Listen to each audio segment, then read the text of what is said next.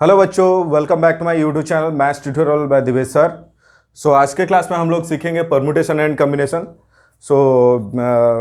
Basically हम लोग सीखेंगे परम्यूटेशन, क्या है परम्यूटेशन, किस तरह से अप्लाई करेंगे, कुछ एग्जांपल भी करेंगे। ठीक है, मेरे पिछले वीडियो को देखना है तो यहाँ पे आई बटन आएगा, क्लिक कर सकते हो। ठीक है, तो शुरुआत करते हैं परम्यूटेशन।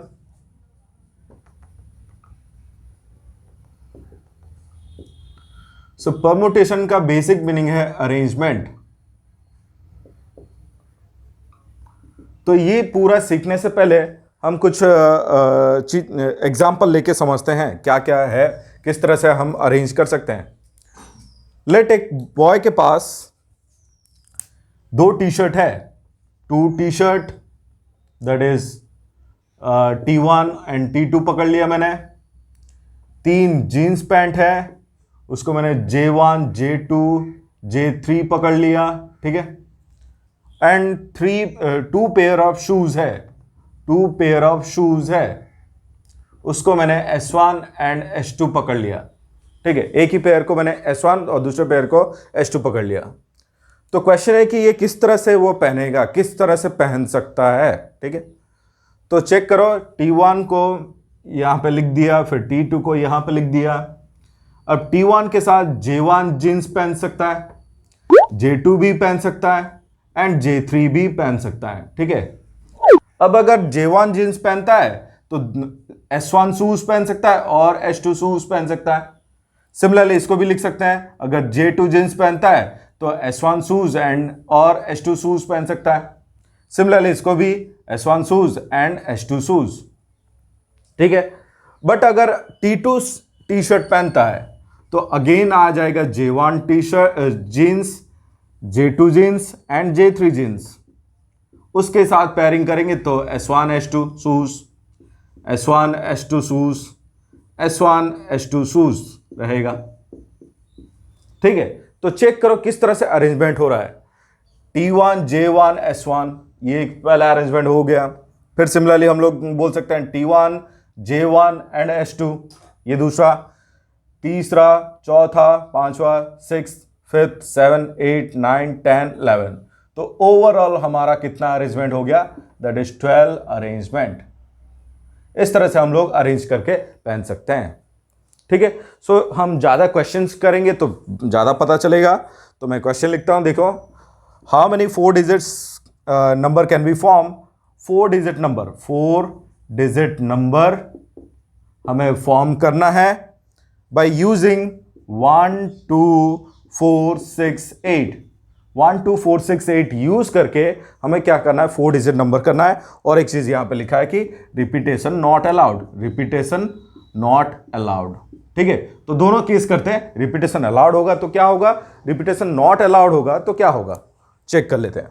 सो क्वेश्चन में दिया है कि 4 डिजिट नंबर, तो 4 डिजिट के ब्लॉक बना लो, 1 2 3 4।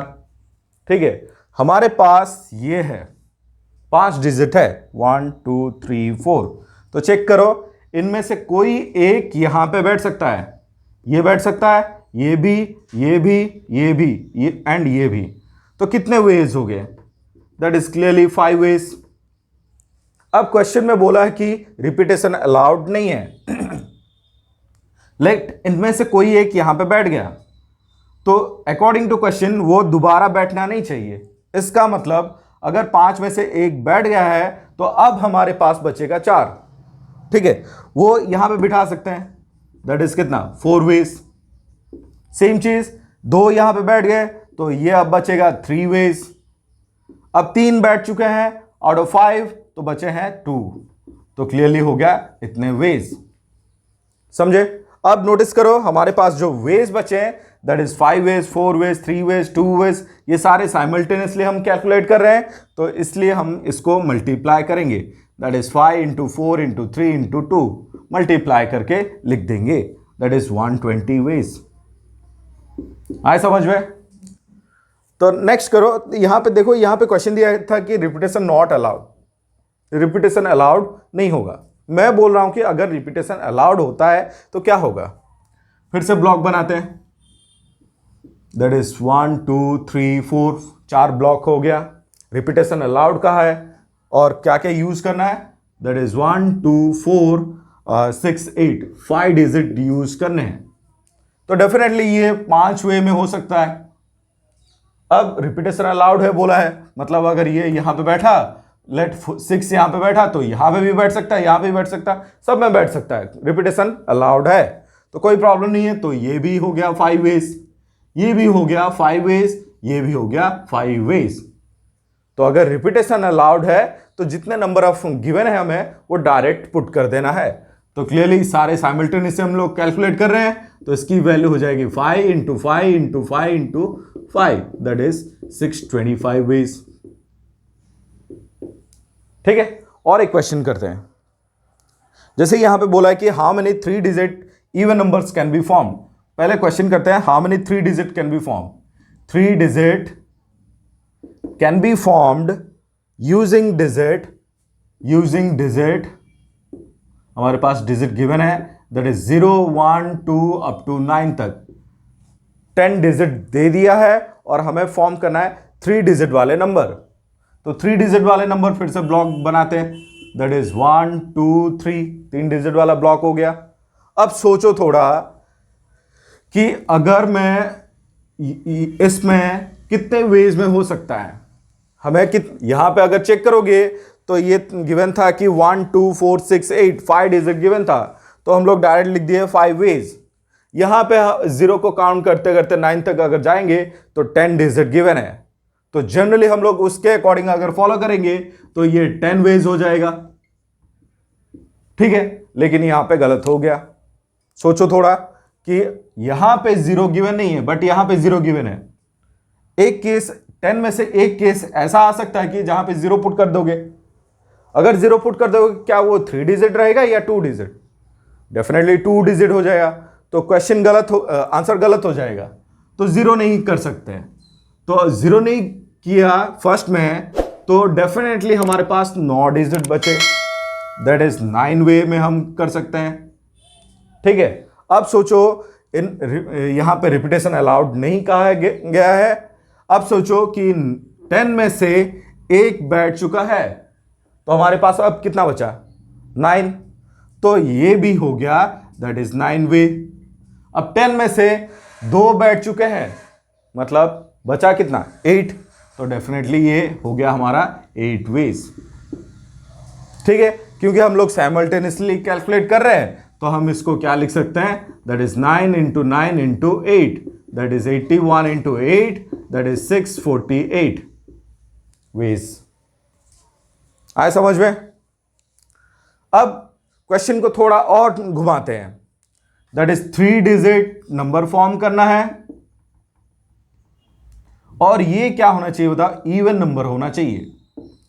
इवन नंबर 3 डिजिट है और इवन नंबर होना चाहिए। यहां पे सारे नंबर आ रहे हैं, इवन भी आ रहे हैं, ऑड भी आ रहे हैं, कोई हमें वहां पे कंडीशन नहीं दिया गया था।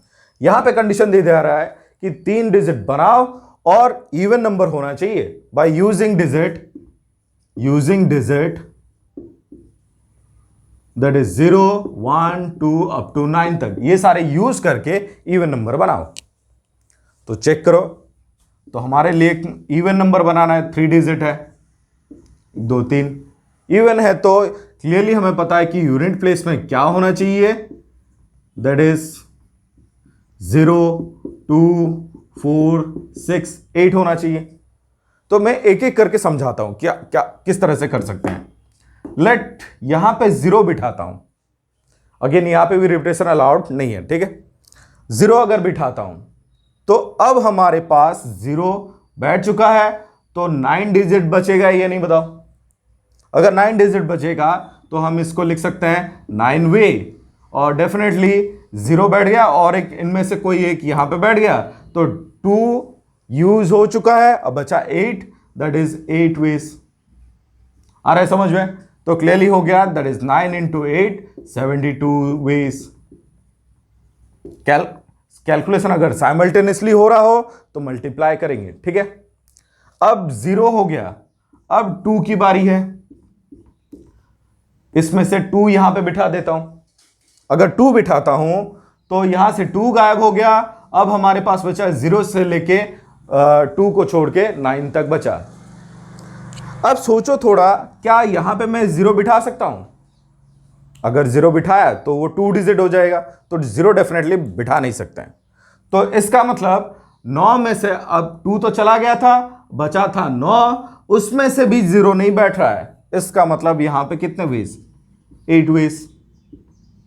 ठीक है, अब फिर से कैलकुलेट करो।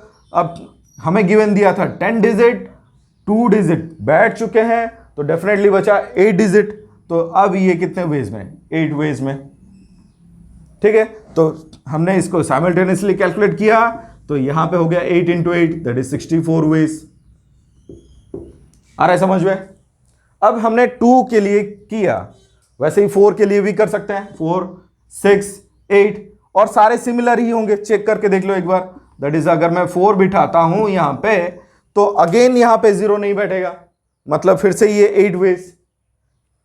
फिर 2 तो बैठ चुका है, तो आउट ऑफ 10 2 चला गया, तो 8 नंबर बचे, दैट इज 8 वेज। तो अगेन ये हो जाएगा 8 इंटू 8 64। मतलब 2 जैसा है, 4 भी वैसा है, 6 भी वैसा, 8 भी वैसा, मतलब 8 इंटू 8 8 इंटू 8 इस तरह से जाएगा। 4 बार है, तो हम डायरेक्ट यहां पे 4 मल्टीप्लाई कर सकते थे।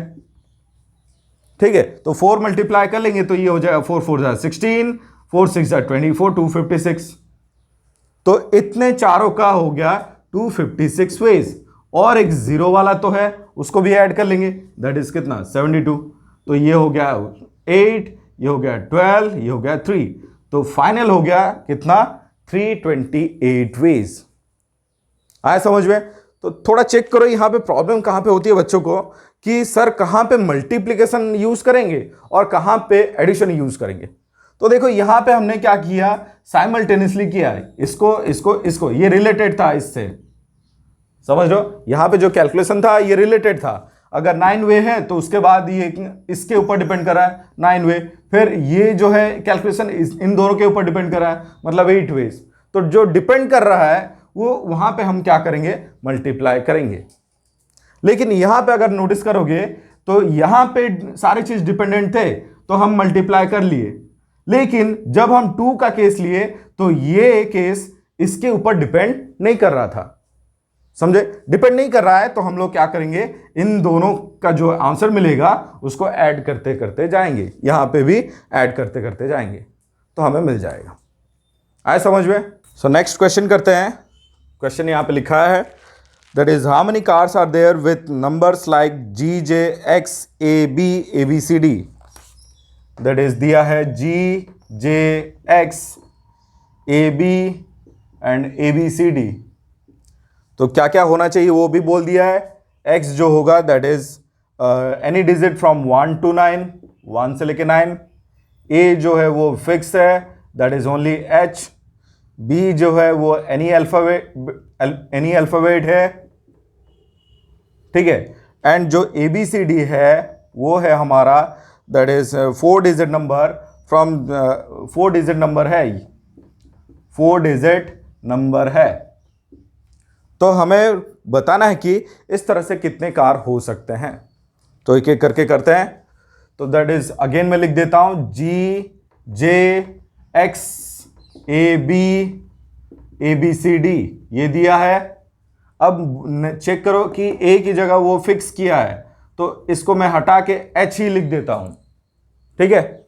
अब इसने कहा कि एक्स जो है वो 1 से लेके 9, दैट इज क्लियरली 9 वेज हो रहे हैं, ठीक है। ये तो h दैट इज ये फिक्स हो गया, दैट इज 1 वे। b जो है चेक करो, ये दे दिया एनी अल्फाबेट, एनी अल्फाबेट मतलब डेफिनेटली कितने वेज हैं? 26 वेज। अब यहां पे बोल रहा है कि A B C D is 4 digit number. अगर 4 डिजिट नंबर है तो चेक करो, अगर हम कार की बात करते हैं या फिर कोई भी व्हीकल की बात करते हैं तो उसका नंबर रिपीट हो सकता है, कोई प्रॉब्लम नहीं है। दैट इज 0001 हो सकता है, 002 हो सकता है, 0002 हो सकता है, 5556 हो सकता है, कोई इशू नहीं है यहां पे। मतलब यहां पे क्वेश्चन में दिया नहीं रहेगा कि रिपीटेशन अलाउड है या नहीं है, हमें वहां से पता करना रहेगा कि रिपीटेशन अलाउड होगा या नहीं। तो क्लियरली इस क्वेश्चन से पता चल रहा है कि यहां पे रिपीटेशन अलाउड है। और हमारे पास 4 डिजिट नंबर तो बोल दिया है, तो जैसे हम लोग प्रीवियस क्वेश्चन में किए थे कि अगर 4 डिजिट नंबर है और हम पहले में 0 डाल नहीं सकते क्योंकि वो 0 डालने से 3 डिजिट हो जाएगा। लेकिन ये बेसिकली देखो, ये क्वेश्चन में कार का नंबर है, कार का नंबर है तो हम 0 0 डाल सकते हैं, कोई प्रॉब्लम नहीं है, कोई इशू नहीं है। ठीक है, तो हम यहां पे डाल सकते हैं। तो हमारे पास 0 से लेके 9, दैट इज 0 से लेके 9 अगर करते हैं तो क्लियरली हमारे पास 10 डिजिट है। 10 डिजिट मतलब डेफिनेटली ये कितने वेज हो गया, 10 वेज। ये भी कितना, 10 वेज। ये भी कितना, 10 वेज। और ये भी कितना, 10 वेज। तो अब सोचो हमने क्या किया, साइमल्टेनियसली कैलकुलेशन किया। अगर साइमल्टेनियस कैलकुलेशन है तो फाइनल आंसर क्या हो जाएगा, that is 9 into 1 into 26 into 10 into 10 into 10 into 10। ठीक है, तो मल्टीप्लाई करके लिख देंगे, दैट इज 9 6 54, 9 2 18 प्लस 5 23, 1 2 3 4, इतना है आंसर। लेकिन अगर यहां पे रुक गए तो ये गलत हो जाएगा। थोड़ा सोच के देखो, कार का नंबर 0 0 0 0 होता है कभी, 4 0 तो कभी नहीं होता है। इसका मतलब 4 0 हमने यहां पे काउंट कर ली है, उसको हटाना पड़ेगा। उसको हटाने के लिए हम दोबारा लिखते हैं, that is G J X H B and A B C D. ठीक है, तो क्लियरली यहां पे बोल दिया है कि ये डिजिट है 1 से लेके 9, तो क्लियरली ये 9 वेज। अब यहां पे जो h है वो तो फिक्स है, 1 वे। ये जो b है वो भी अल्फाबेट्स है, that is 26 ways. And A B C D हमने बोला कि 0 0 0 वाले नहीं होंगे, सिर्फ 0 0 0। अगर 4 0 है तो एक कार तो नहीं है। सोचो थोड़ा किस तरह से नहीं है, 0 0 0 0, यहां पे ए लिख दिया तो एक कार हो गया, बी लिख दिया तो दूसरा कार हुआ, सी लिख दिया तो तीसरा कार हुआ। वैसे यहां पे भी चेंजेस हो सकता है, तो एक तो नहीं है, बहुत सारे हैं।